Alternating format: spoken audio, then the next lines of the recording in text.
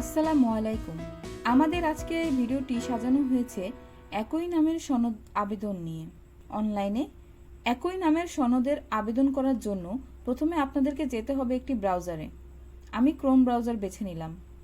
ব্রাউজারে আসার পর আমরা এখানে সার্চ বাটনে লিখব ইউনিয়ন পরিষদের ওয়েবসাইটটি। আমি এখানে দৌলতপুর ইউনিয়ন পরিষদ ওয়েবসাইটটি লিখলাম।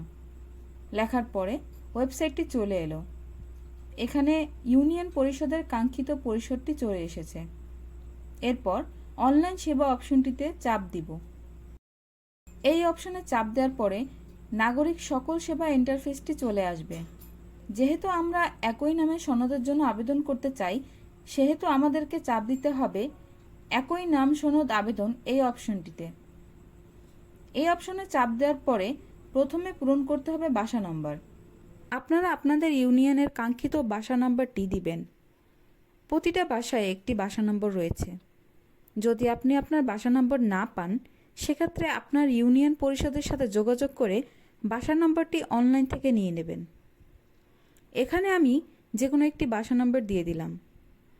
এরপর আবেদনকারীর নামের ক্ষেত্রে এনআইডিতে আপনার যে নাম থাকবে সেই নাম বসিয়ে দিতে হবে। এরপর ওরফের ক্ষেত্রে দলিল মোতাবেক কিংবা অন্যান্য জায়গা মোতাবেক, যেমন খতিয়ান, জন্ম নিবন্ধন ইত্যাদি যে কোনো জায়গা মোতাবেক যে নাম দেওয়া আছে সেই নামটি এখানে বসিয়ে দিতে হবে। পিতা বা স্বামীর নাম বসিয়ে দিবেন।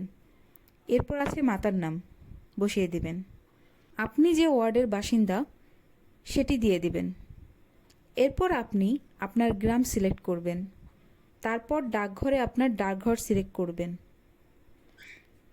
এভাবে উপজেলা এবং জেলা সিলেক্ট করে নেবেন। মোবাইল নাম্বারের ক্ষেত্রে আপনার স্মার্টফোনে যে নাম্বারটি রয়েছে সেই নাম্বারটি দেওয়ার চেষ্টা করবেন। এখানে আমি ডেমো ফোন নাম্বার ব্যবহার করলাম। এর পরের অপশনে নাগরিক সনদ কিসের ভিত্তিতে নেবেন সেটা সিলেক্ট করতে হবে। এখানে জাতীয় পরিচয়পত্র ছাড়াও আরও অনেক অপশন রয়েছে। এগুলোর মধ্যে একটিকে আপনি সিলেক্ট করতে পারেন। এখানে আমি জাতীয় পরিচয়পত্র সিলেক্ট করলাম। এরপর এখানে জাতীয় পরিচয়পত্রের নাম্বারটি বসিয়ে দিব। একবার চেক করে নেবেন যে আপনার সব তথ্যগুলো ঠিকভাবে ফিল আপ করা হয়েছে কিনা। এরপর আবেদন করুন বাটনে ক্লিক করব। এরপর একটি কনফার্মেশন পেজ খুলে যাবে। আবেদনটা দেওয়ার পরে এই পেজে থাকা নাম্বারে আপনাদেরকে যোগাযোগ করতে হবে। আপনার দেওয়া তথ্যগুলো যদি সঠিক হয়ে থাকে তাহলে পরিষদ যাচাই বাছাই করে আপনার আবেদন অ্যাপ্রুভ করে দিবে। এভাবে ঘরে বসেই একই নামের সনদের জন্য আবেদন করতে পারেন। ধন্যবাদ।